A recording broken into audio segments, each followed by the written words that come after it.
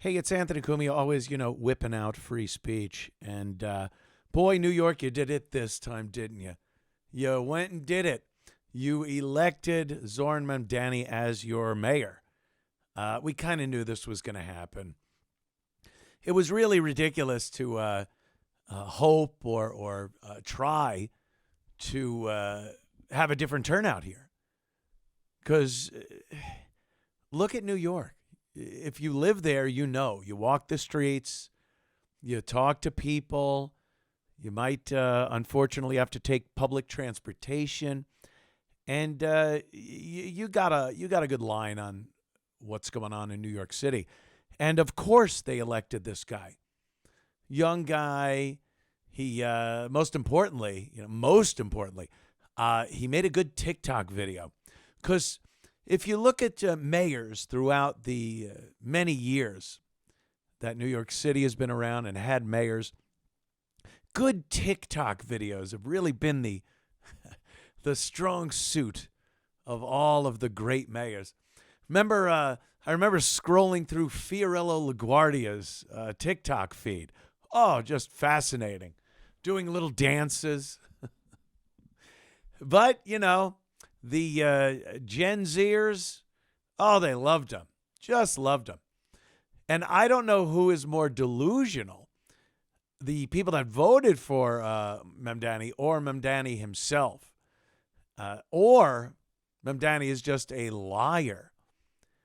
It could be a bit of all the above, but these plans of his, all these programs and all the free stuff, it's just not going to happen.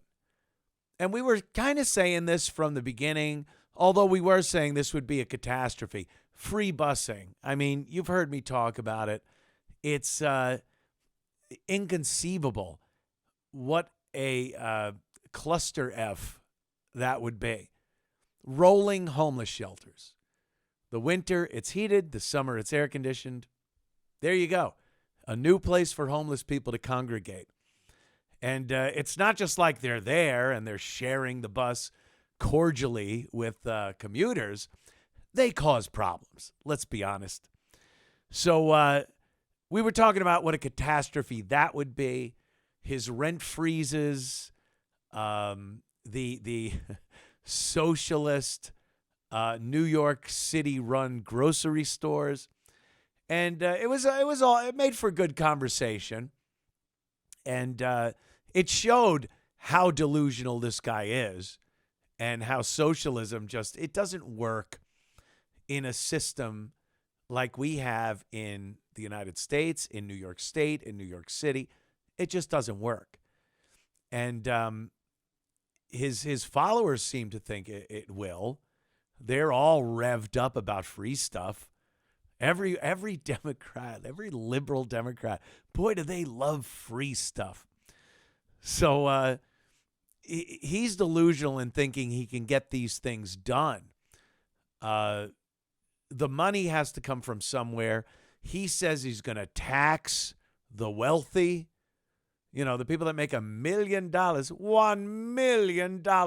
Remember what a goof that was back in the Austin Powers movie days, early 2000s.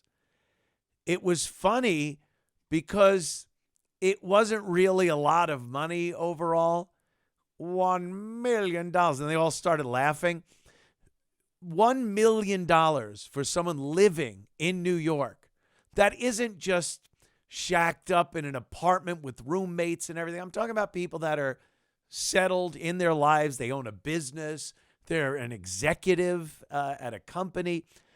They make $1 million, but it's not a lot of money. It's not an exorbitant amount, a huge amount of money in New York City. I'm not trying to sound, hoity-toity here and make anybody that's making 50 grand a year or 40 grand a year think like, oh, $1 million isn't a lot. I'm sure it would make your life unbelievable.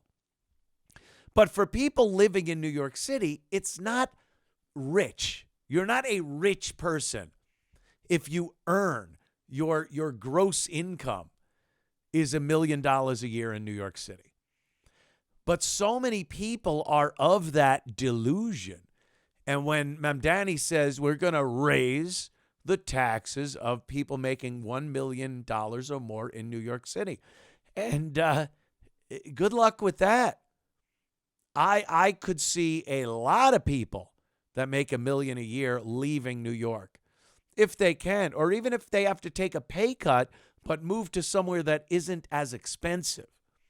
And the idea of raising corporate taxes, and his big excuse or his way to justify this is, well, we'll just raise it to what Jersey is. Jersey's right next door, right across the river. We'll just raise the tax to what Jersey is. Well, the reason Jersey's tax is higher is because they could get away with it because the other things are cheaper. They're not paying what New York City businesses and corporations are paying per square foot rent. Do you think if you're renting a business, a storefront in Midtown Manhattan, you're paying what they're paying somewhere in Jersey? It ain't happening. The power to power your business, the everything you have to buy in New York City to run your business is so high. The prices are insane. They've always been. And the taxes being at 7.2%. Yeah, it's kind of a nice balance. But if you jack it up to 11.5%, which is what he wants to do, because that's what Jersey is, can you see businesses really sticking around? Now they got to pay a high tax and a high price for everything else. So that's delusional. Those people will leave. And he just gets up there and talks about how business owners, and those wealthy New York City millionaires, they will be happy to pay more in taxes when they look around and look at the Mamdani, New York. They're going to go, why in the hell didn't I pay more taxes earlier? Because this is great. Isn't this great? This is fantastic. In what other galaxy does this happen in? No one wants to pay more taxes. And the worst part of paying more taxes is paying more taxes for things you don't want and you don't like, you don't agree with. These Mamdani liberal programs are completely against what millionaires in New York City are all about. Capitalism, supply and demand, building yourself up, making a business, all those things are the antithesis of let's give away free stuff with your money. I'm going to take your money now and give it away to other people. I'm Robin Hood. It's amazing. Wasn't Robin Hood a well-liked character? I'm Zohran Mamdani. I'll be well-liked too. No, not really. But, people are clamoring for this guy. He is the new face of the Democrat Party. And I think the timing is pretty incredible also because everyone's going to be watching New York City. Come January 1st when he's sworn in, New Year's Eve, they do it in New York City. Come New Year's Eve, all eyes will be on Zohran Mamdani because so many Democrats have embraced him, said this is the way, this is what we're looking. We care. We want to help people. We're uniting people, which is another joke. So everyone's going to watch and look and see how he does and how New York fares under his mayorship. If it doesn't work out too well, I think that's going to have a big effect on the midterm elections. Because, you talk to Democrats and the left-wing media, they're saying there's going to be a blue wave every midterm. There's a red wave, a blue wave, and we get nothing. We get a little lapping at the shore of something, but no big waves.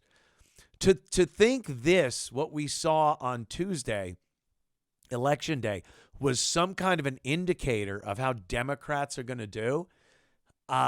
Did you see the districts, the states, the cities that these people won in? Was there any surprise that Mamdani was going to win New York City? And if there was any other choice, or if you wanted to maybe think someone else was going to win, it would have been Andrew Cuomo, also a Democrat. There was no way Curtis was winning. A Republican was not going to be the mayor of New York. So what kind of red wave, or what kind of, Republicans, look out, look what happened in New York. That's going to happen in the midterms. There was never a chance of a Republican winning in New York. So it's not a good indicator of the attitude of the entire country when they go and cast their ballot for their senators and Congress people. So, but they think it was just this. And Jersey, too. The governor of Jersey was decided, and it was a Democrat, a woman. And, yeah, that's what Jersey is. Jersey is a Democrat state. So to think that's some kind of an indication that a blue wave is coming is pretty silly. The fact is, people that voted for Trump, hopefully they go out and vote in the midterms for their local politicians, their senators and Congress people that represent their values and what they want their life to be in that state or that city or county. I think that's very important. And it kind of puts a damper on people like Zohran Mamdani when there's other politicians that are against what he's doing, fighting what he's doing, and can actually block what he's doing legally, not like they're doing with Trump, completely illegally. Activist judges shutting down policies and actions that the president is well within his rights to do. But, so we have to do that. Mamdani cannot raise taxes without Hochul, the governor, and other New York State politicians.